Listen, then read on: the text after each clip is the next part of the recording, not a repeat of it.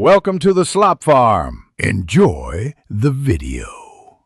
You begin by ensuring your Pi is updated and running Raspberry Pi OS.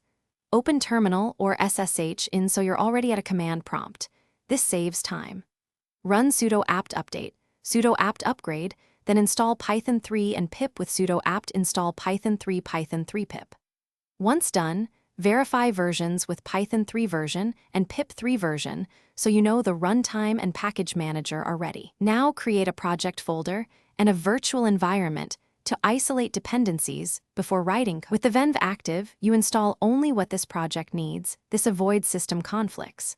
Create a simple hello script, use nano app, Pi and write print hello from Pi. For GPO work, import GPO0 or RPI. GPO and test an LED on a breadboard with a short script. Make files executable with chmod plus xapp. Pi and run with Python 3 app. Pi. If using editors, enable Python interpreter to the venv, so linting and autocomplete reference, correct packages. To finish, you run your program and then automate it if needed. Test interactively first with Python 3 app. Pi. Confirm hardware responses and console output. Once stable, create a systemd service file or add a cron at reboot line to launch your script on boot. Make sure service files point to the venv Python.